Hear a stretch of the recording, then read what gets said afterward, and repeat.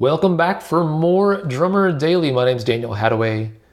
Check out my website if you haven't already. It'd make me happy. My website is danielhadaway.com. That is DanielHadaway.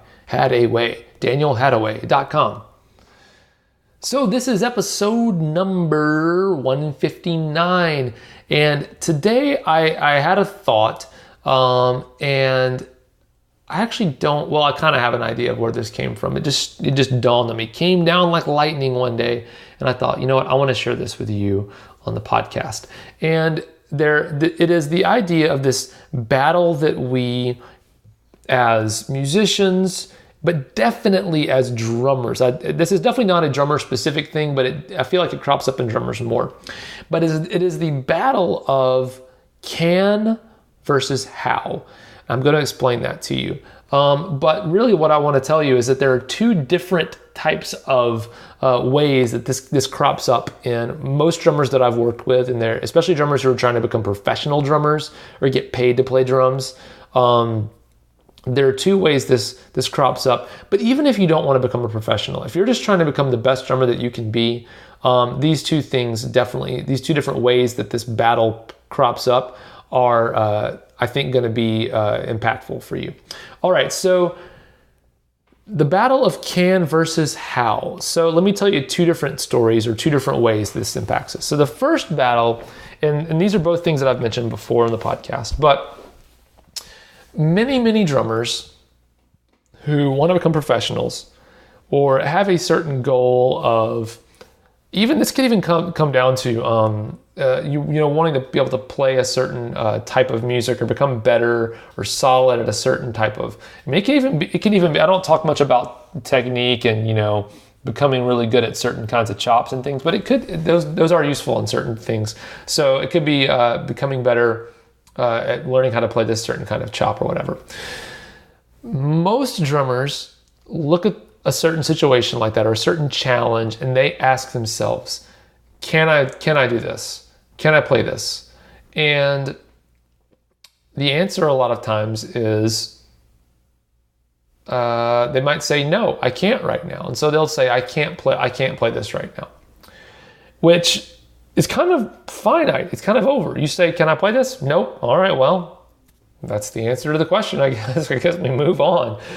But other drummers, and the ones that I see make consistent progress and actually improve on their playing, they don't ask, can I play this? They say, how can I play this? Or how can I get better at playing this? Or how can I make this happen? And in the same way, if it's not with playing, maybe it's with your drum career. It's, can I become a professional drummer? You don't ask that. You say, how can I become a professional drummer? And that's a much more open-ended question and leads you down a path of thinking, all right, well, there are many different answers to that question, and I've got to figure out which one is right for me. But it's definitely not finite. There's definitely no one answer that's going to just finish it for you. That can be scary sometimes as someone who wants to make a living doing something that seems kind of weird and out there and like a dream. But not having a finite answer is actually a better path than having a finite answer that is no, like you can't.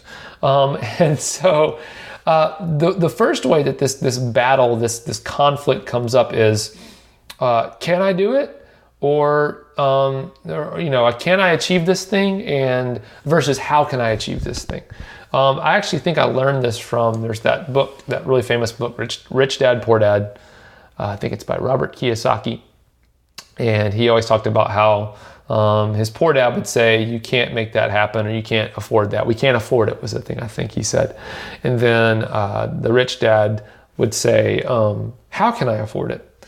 And that's a much different approach on things. So the same thing should be said about your drumming and your drumming career. Not can I do this, but how can I do this?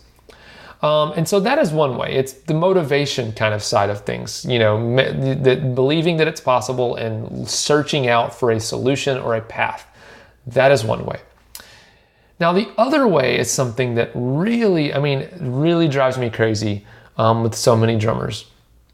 And it is the idea of them asking And it's going to sound, the question's going to sound the same, but it actually means something different. They look at a certain lick or a certain type of music or a certain song and say, can I play that song? And they say, yep, I got it. And they're like, all right, well, I don't need to work on that anymore. Let's move on to something else now because I can play that.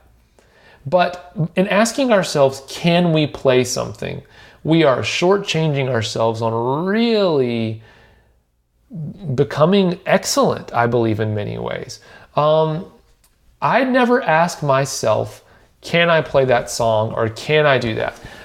Because I think most of us as drummers have a little hint of arrogance in us, and we're going to answer that question with yes, even if maybe the answer is no sometimes. I think maybe part of the reason why I would always say yes, I can play that song is that I've kind of learned, and I have even mentioned this in a previous podcast episode, how I kind of layer learning a song quickly. And so I'm pretty good at reducing down if I need to the basics of a song into something that's simple enough to at least memorize and be able to play along with. Now, am I going to have every drum fill down and everything like that? No, but to me, I'm still saying yes, I can play the song even if I'm not doing it perfectly. Now, if I were to ask myself the question, how am I playing that, or how well am I playing that? That's a different answer, and it's going to vary depending on what it is. But if you can shift your own mentality and your own drumming from can I play this to how well am I playing this, or how does it sound, or how does it feel? Just use the word how instead of can in assessing your own playing. You're opening up the world to your own world to or opening up your playing to a whole new world of crazy improvement, crazy detail, and the type of attention to detail and groove and feel and awareness that really unlocks the side of your playing that professionals have. There is an attention to detail that I think many drummers miss out on, don't understand what goes into even a simple pattern. And it's a lot of effort. It's a lot of effort to play. For me, at least, I put a lot of effort into a very simple drum beat that I put up on Instagram or whatever. It might look very simple from the outside. And to be honest, listen, I'm not saying I put a lot of effort in because what I'm playing is difficult. I'm putting in the effort and the attention because that's what it deserves.